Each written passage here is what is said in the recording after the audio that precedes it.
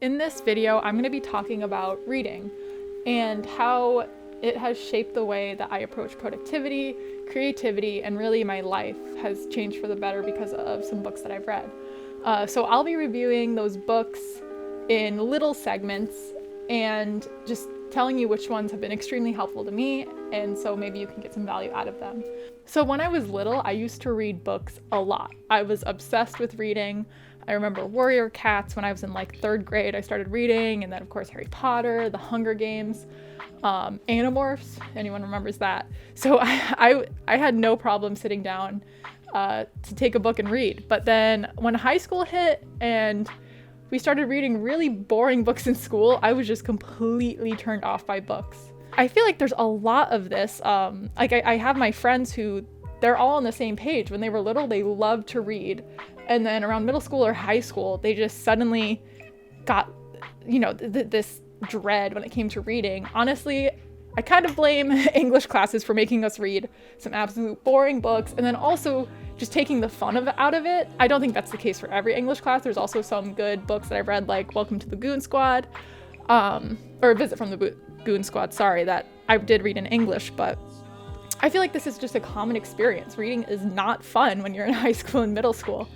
So let me talk about how I started reading so much. And actually in, I think 2018 or 2019, I actually read 30 books in the span of one summer.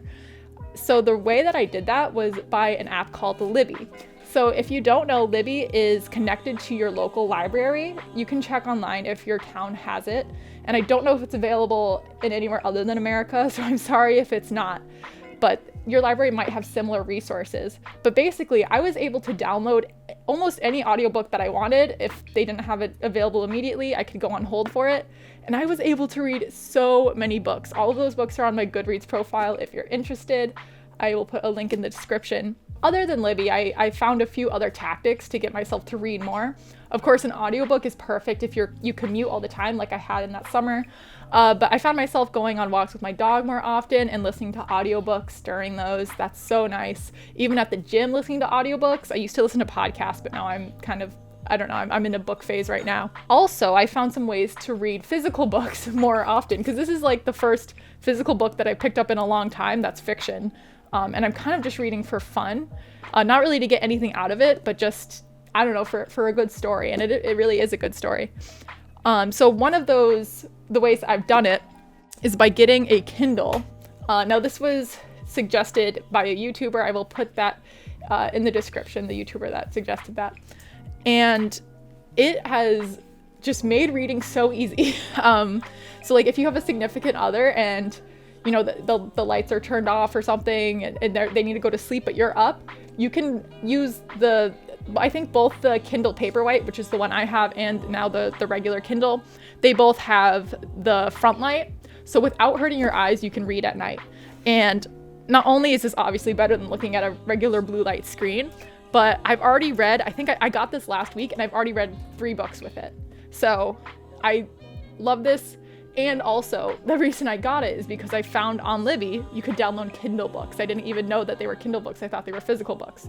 So I have read 3 books on here, all for free, and they were all pretty good. And also, I have found that reading more than one book at a time helps you kind of get out of a slump in a way. If you get bored of one book, you can always go back to another. And one last tactic I found is quitting books that aren't interesting.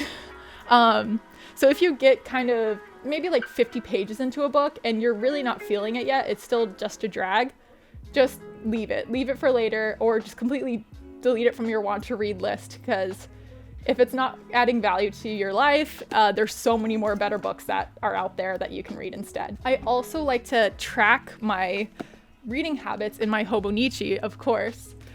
So in the front, of course, I have the habit tracker. I track when I read daily. This can be the audiobook, physical book, Kindle book, anything. I just fill in the little square with the color that I have matched to it. I also have a list in the back of my Hobonichi in one of those blank grid papers where I'm making a list of books that I've read, and I'm kind of numbering them to see how far I can go. On Goodreads, I think my goal is 30 books this year, but I would really like to go over that. So what I do is I write the title, my rating, what format I had it, and then just a short kind of tidbit of what I thought about it, because sometimes you can read so many in a year that you forget what you thought about it in the moment. So that's kind of a good place for reflection.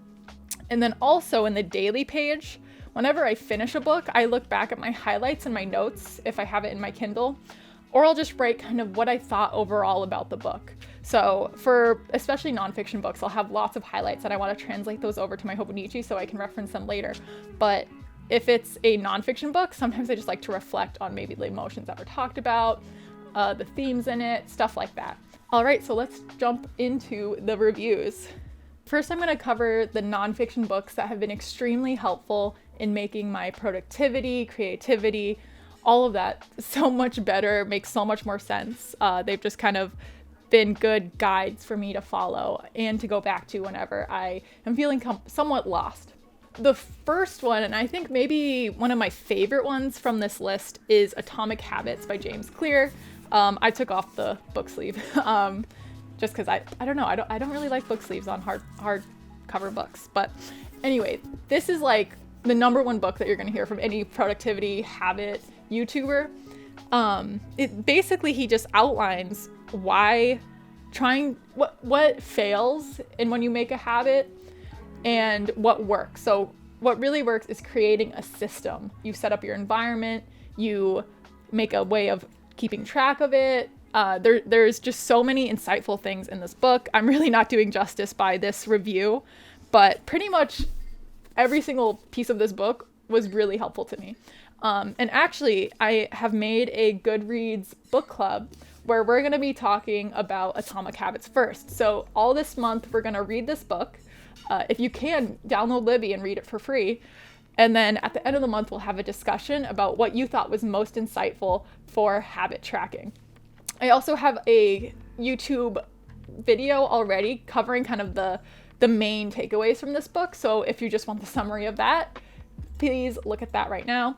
And yeah, it's a great book, 5 out of 5, super helpful, super easy to read. And yeah, it's just a great book overall. Next, I have Deep Work by Cal Newport. This one I actually read as part of my master's class. And it talks about a lot of different things, mostly about how social media and kind of the attention economy has been very detrimental to the way that we work. We don't make as high quality stuff as we could without that. It goes into craftsmanship versus just being busy. I think it really speaks to me because a lot of the time I equate busyness with productivity, and that is not the case at all. I've been technically busy for the last few months, but when I look back at it, I don't see a lot of the results. So this is about, instead of focusing on being busy, actually focusing on being productive, working towards things that matter, and taking the time to be sure that the work you're doing is meaningful, and basically as efficient as it can be. So again, this is another 5 out of 5 for me. Pretty much every chapter in this book is extremely useful. Next, we have The War of Art by Steven Pressfield. So this one is also one that speaks to me. It's written a little bit weirdly. It kind of has these different headers and then a quick thought on each of the headers. But it is definitely a read for any creative. So if you're a writer, a poet, even if you're an artist of any kind, for me, I read it because I'm a documentary filmmaker, and it kind of just helped me break through that resistance. The whole idea of this book is everyone has to fight resistance, especially artists, because we're not forced to get up every morning and create something good. We're not forced to do that, but we have to beat the resistance so that we can create what we were meant to create. So the reason that this isn't my favorite one, I mean, it's really good, but the second half gets a little bit, how do I say it? It gets a little bit spiritual in a way that some may not connect to. I really have to read it again to see if I do. But it is a very important book, I think, for people who are creatives, people who aren't forced to get up and do everything. They have to make the motivation and beat the resistance themselves. This is an excellent book for that. Another book that really, really changed my life, I think maybe even more than the rest of them, was Marie Kondo's The Life-Changing Magic of Tidying Up. So this one is, I mean, you'll hear it everywhere. If you watch the Netflix series, honestly, read the book. The Netflix series does not do the book justice, although, it is pure entertainment. This one has really just changed the way that I consume things. Not only, is my space and the things I own so much more clear, so much more beautiful. They bring me a lot more joy. Things are way more organized. But I also, whenever I consume something, I think, do I really need this? I haven't been to Forever 21, H&M, any of that since I've read this book. Instead, I go thrift shopping because I really, and when I go thrift shopping, I'll get maybe 1 or 2 pieces of clothing because I don't really have space for them. I have a dedicated space, a dedicated amount of things, and I think, does this really spark joy? So if you find yourself constantly cleaning your room or constantly trying to get rid of things, I would read this book, read kind of her lessons and her philosophy on it. Super great book. I'd say this is also 5 out of 5 stars. She does get a little bit wacky with the way that she approaches some things. I know that's turned some people off from the book, but if you look at her lessons and kind of what you're supposed to do, your action plans, this book is excellent. Another book that has to do with more kind of material things is Dave Ramsey's Total Money Makeover. Again, I got rid of the flap. This one is, I'd give it maybe a 4 out of 5 stars because, it is an old white conservative dude kind of preaching how to use your money, but he knows how to use your money. Even though I'm not in debt or anything, it definitely gave me a more clear idea of how I want to approach buying a house, buying a car, all of that stuff. And basically trying to avoid debt as much as possible so that I never have to have that anxiety over me. And he also has a podcast, he has a radio show, which is also a podcast on Spotify and all that, which can be entertaining to listen to. And he still kind of says those rules, but this is really where you're going to get the bulk of it. You'll get everything you need to know from this. And I especially suggest that you read this book if you are thinking about going to college.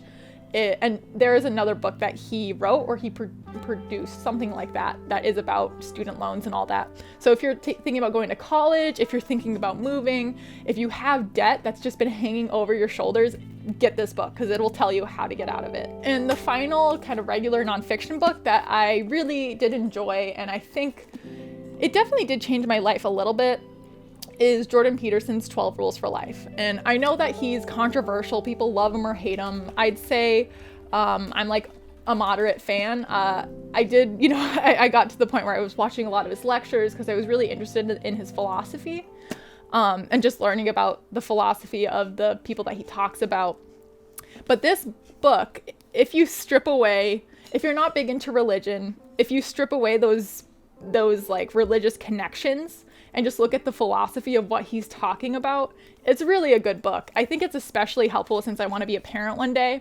I would suggest maybe listening to the audiobook of this and taking it piece by piece, because it is a lot. There are some really heavy topics, but he has some good stuff to say. So I really do like this book. If you'd like to see what I'm reading and have read in the past, please friend me on Goodreads. I'd love to see your suggestions.